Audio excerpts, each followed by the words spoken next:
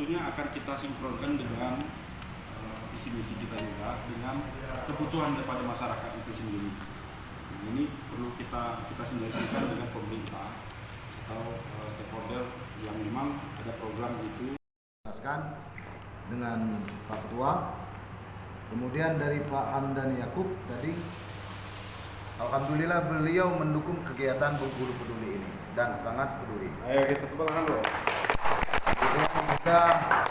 Beliau punya usul bagaimana Bengkulu Peduli ini dalam waktu dekat, yakni mungkin dalam 3-4 bulan ini Bengkulu Peduli ikut dalam andil Idul Adha, yaitu kita berkorban atau kita mengkoordinir orang menyalurkan ke Bengkulu Peduli sapinya yang kita kemudian menyalurkan ke masyarakat. Yang kedua, Pak Hamdani juga mempunyai usul bagaimana bakti sosial itu lebih difokuskan kepada taman pemakaman umum atau ke masjid.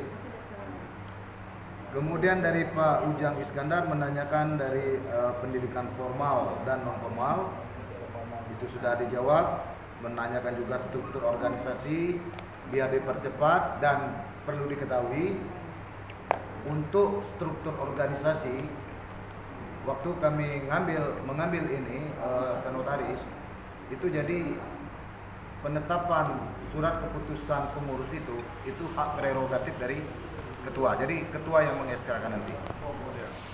Kemudian pelatihan bekam. Nah, ini saya sangat setuju ini pelatihan bekam. Karena saya juga suka bekam. Kemudian dari Pak Irwandi itu lebih menyarankan untuk Bengkulu Peduli ini fokusnya local wisdom dulu. Jadi kebijakan kita ini untuk Bengkulu. Nah, kenapa di sini mungkin perlu dijelaskan dikit. Kenapa kita Bengkulu Peduli, bukan peduli Bengkulu? Karena kalau kita Bengkulu Peduli, skop kita hanya Bengkulu. Tetapi kalau kita peduli Bengkulu, Bengkulu Peduli itu kita skopnya ke nasional, bisa ke luar negeri. Jadi skopnya lebih luas. Cuma tidak mengenyampingkan daerah kita sendiri. Masa yang di luar kita perhatikan, misalnya banjir di Tanjung Agung tidak kita perhatikan, itu tidak mungkin. Ya, banjir di Bandung. Jadi, demikian rangkuman hasil rapat pada hari ini. Suruh aku situ, tidak di bawah, nak di atasnya. Aku sudah, aku buat tak. Kamu dah berdoa. Kau siapa? Lu siapa? Media publikasi yang bisa mencerdaskan masyarakat. Jadi ada pilihan nanti. Jadi pilihan masyarakat terhadap dunia pemberitaan ini, ya. Jadi kita memberitakan yang memang yang bisa mendidik. Gitu. Itu melaksanakan kegiatan di bidang tanggap bencana. Ini mungkin kita sudah tahu semua apa. Buat ini amal jariah. Kebetulan wajahnya ya pas begini. Ya. Demikian Pak Ketua. Tolong dijadikan. Terima kasih ya, Bang Ujang, masukan juga bagi untuk kita. Jadi inilah tugas kita ke depan untuk pendidikan non formal. Bagaimana kita merangkul kebutuhan masyarakat atau skill kawan dulu yang ada di kepedulian ini, di Bengkulu Peduli ini, supaya kerja kita ini ada progresnya, bahwa kita sampaikan ke pejabat juga bahwa ini nih program kami ini. Jadi kami ada pelatihan ini, les ini, apa segala macam. Nah, inilah wujud kami bagaimana masyarakat ini ada ikut andil kami untuk memberdayakan masyarakat. Saya pikir itu ini jadi bahan kita juga. Jadi kita juga melihat sejauh mana keseriusan kawan ini dalam membangun Bengkulu Peduli ini. Nah, ini test case-nya di Malam Peduli Kemanusiaan ini. Jadi alhamdulillah kita kontak beberapa bupati, beberapa Pak Gub, kita ketemu. Kalau bisa kawan-kawan yang di sini kita hadir sama-sama ketemu Pak Gub. Kita menjadwalkan itu karena yang sudah fix itu Ketua DPR Isan Fadli sudah Senin sudah fix akan kita bertemu. Beliau kita masukkan ke Dewan Pengarah. Gubernur juga nanti Dewan Pengarah kita mintakan Bang Jazi sebagai motor penggerak utama kita. Waalaikumsalam. Sikui dari Saya sedikit Pak. Ya silakan. Terima kasih atas waktunya. Yang pertama, ada masukan dari saya bahwa dalam launching ataupun malam peduli amal itu sekaligus kita launching, artinya memperkenalkan diri kita ke Provinsi Bengkulu agar disiapkan konsepnya sedemikian rupa apa-apa saja yang harus kita sampaikan ke publik. Saya cenderung kepada bahwa peduli presiden ini rentang waktunya sedikit, artinya kalau saya dapat informasi sekarang perangnya udah mulai usai. Nah artinya amal kepedulian Palestina itu cukup mungkin gebrakan pertama. Tapi untuk selanjutnya kita kepedulian intern, artinya kepedulian kita Provinsi Bengkulu lokal ya lokal yang harus kita utamakan. Ada beberapa hal yang paling penting. Yang pertama adalah bencana. Nah, bencana alam, bencana apapun, orang hanyut dan segala macam di sekitar kita Provinsi Bengkulu ini yang harus kita utamakan. Itu artinya bencana apa saja Bengkulu Peduli sudah harus ikut andil dalam hal itu. Kemudian kepedulian terhadap kaum duafa, menurut saya ini sangat penting juga, karena masih banyak kaum duafa yang butuh uluran tangan. Kemudian disabilitas juga penting, karena inilah tindakan-tindakan sosial yang akan kita lakukan di setiap kabupaten nantinya. Nah tentu semua kegiatan-kegiatan ini itu semua menimbulkan operasional yang tinggi, cost yang luar biasa. Nah kita bisa bekerja sama ke pihak manapun. Kalau bencana alam kita mungkin koordinasi ke BPPD, BNPB ya, BNPB dan segala macam. Kemudian masalah disabilitas, dinas sosial dan segala macam. Kemudian melalui kementerian proposal juga bisa kita lakukan dalam hal ini. Nah yang paling penting bagi saya adalah kedepannya tidak kosong rutinitas. Artinya kalau ada orang hanyut, BNPB turun, kita tidur, kan tidak bagus ya. Artinya kita juga harus ada ikon peduli di sana. Nah, begitu di setiap momen itu. Rumah kebakaran, ya kebakaran dan segala macam. Ini kalau bayangan saya, kalau kita cenderung kepada itu nanti, kita sudah harus nanti memiliki restu tersendiri ya. Artinya ada cepat tanggap tersendiri gitu ya. Nanti bisa kita usulkan kemanapun itu masalah kendaraan dan segala macam itu nanti. Nah saya rasa ini sudah sangat bagus sekali gebrakan ini. Namun di launching pertama saya harap itu program-program tersebut dipaparkan ke publik. Nah sehingga publik tahu bahwa oh ini kerja kita. Nah sehingga dari pihak-pihak yang mendengar itu nanti akan respect kepada kita. Saya rasa itu saja, Pak. Terima kasih. Baik, terima kasih masukannya. Kita tampung. Ada dibantah ya. Kita tampung dulu. Karena sifatnya Bengkulu Peduli ini ya kepedulian sosial apapun yang bentuknya yang kita anggap itu butuh bantuan ya kita bantu gitu.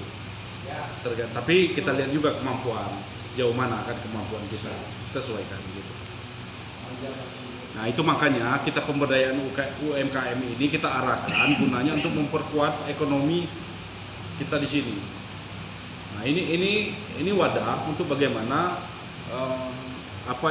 ada masukan juga kita kan, sehingga organisasi ini bisa mandiri. Yang kita butuhkan kemandirian dulu. Jadi kalau kita minta sumbangan terus kayak orang mabuk, orang era. Nah, kita yang kita fokus di awal itu kemandirian ekonomi kita di sini. Apa sumber-sumbernya, apa segala macam, kita punya wadah yang kita bisa salurkan. Alhamdulillah kalau kita bisa terimbas dari itu kan. Misalkan kita membuka apa kuliner apa segala macam. Di depan itu sentra kuliner punya Pak Izazi. Itu kan biasa-biasa saja. Kawan-kawan di sini kan punya keahlian bagaimana di web, di media massa apa segala macam. Nah ini akan kita koordinasi sini. Akan kita koordinator tempat-tempat ini. Kita akan sowan dulu dengan Pak Izazi untuk sebagai bahan income kita. Jadi kalau kita jabarkan banyak Bengkulu Peduli apa segala macam, banyak nian kita kok kerja kita mabuk kita lebih dari pemerintah lagi kan. Nah itu makanya kita buat di setiap kabupaten itu DPD. Nah DPD itu kita berharap bisa mandiri dan bisa sinergi juga dengan pemerintah daerahnya, sehingga tidak tergantung dengan DPP-nya. Nah ini bagaimana pemberdayaan kemandirian di internal dulu yang akan kita bangun. Ada yang lain? Aceh? Palestina dibahas lagi. Hah? Sudah. Jadi Pak, apa itu target awal kita ini masalah malam kepedulian? Ada masukan satu lagi Pak Tua. Jadi begini, waktu itu kami membuat organisasi namanya Ikatan Masyarakat Melayu Bengkulu, ya, IMMB, ya. Dan itu kami ajukan ke kota, ke Pemda Kota. Ya. Kita dapat bantuan mobil, kendaraan, yang ada mobil tulisan IMMB, Iya. dapat dari kota. Artinya itu hanya skop kota, dapat dari kota. Jadi artinya kalau bisa disebut kompetisi, apalagi diadakan di kabupaten, itu bagaimana tingkat lobbynya? Satu kendaraan dikasih oleh Pemda Kota. Artinya kita juga punya harapan ya untuk rescue tadi, ya insya Allah kita bisa. Tinggal bagaimana kita meyakinkan kita lobby dengan pemerintah kota dan kabupaten. Nah, itu sebagai masukan. Artinya memungkinkan ya seperti yang disampaikan oleh Pak Cak ya. Sebetulnya bisa, tinggal Bisa. usul dan itu. Kira-kira yang Pak Cak nyondingkannya siapa Kak? Nah, nyondingnya begini, sebenarnya audiensi aja. Nah, audiensi nanti kita kasih sampaikan dengan proposal, ya nanti mereka kasih. Terserah apa mereka. Ya artinya gini, ini Ujang. Jadi kalau masalah itu nanti setelah acara kita setuju ya kita suruh Bang Ujang nanti untuk koordinatornya di kesana. Itu bilang sana ya. Audisi ya. Jadi saya sampaikan ya, kita sudah rapat kecil kemarin bahwa pelaksanaan kita menunggu kesiapan dari Pak Gub. Pak Gub ada jadwalnya tanggal berapa kita baru sounding ke kabupaten. Nah kita sudah menunjuk orang juga koordinator yang untuk memberi undangan dan komunikasi audiensi dengan bupati-bupati yang ada kabupaten yang ada di kabupaten. Nah untuk di kota Bang Dondi kami suruh supaya Pak Helmi hadir lah rami-rami kita di Siko. Peguno tiap diundang tidak pernah hadir kan? Nah kita rami-rami di sini.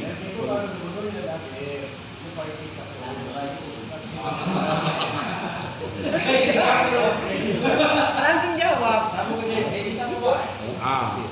Bisa jadi boleh juga. Jadi kalau malam peduli lah ya diasung Yuda tuh lah ngasung yo nyumbang dulu. Oh Yud. Ada lukisan lu Pak Yud? Ya. Oke. Tidak ada lagi? Pertanyaan? Ya. Oke, silakan Pak Sekretaris merangkumnya. Baiklah, jadi terima kasih Pak Ketua. Jadi hasil rapat hari ini pada tanggal 29 Mei 2021 ya ini satu dari saudara kita Eri Gun tadi menanyakan maksud dan tujuan berdirinya Bengkulu Peduli. Alhamdulillah sudah dijelaskan dengan Pak Ketua. Kemudian dari Pak Hamdani Yakub tadi alhamdulillah beliau mendukung kegiatan Bengkulu Peduli ini dan sangat peduli. Ayo kita tepuk tangan loh. Kemudian juga beliau punya usul bagaimana Bengkulu Peduli ini dalam waktu dekat, yakni mungkin dalam 3-4 bulan ini Bengkulu Peduli ikut dalam andil Idul Adha, yaitu kita berkorban atau kita mengkoordinir orang untuk atau menyalurkan ke Bengkulu Peduli sapinya yang kita kemudian menyalurkan ke masyarakat. Yang kedua, Pak Hamdani juga mempunyai usul bagaimana bakti sosial itu lebih difokuskan kepada taman pemakaman umum atau ke masjid.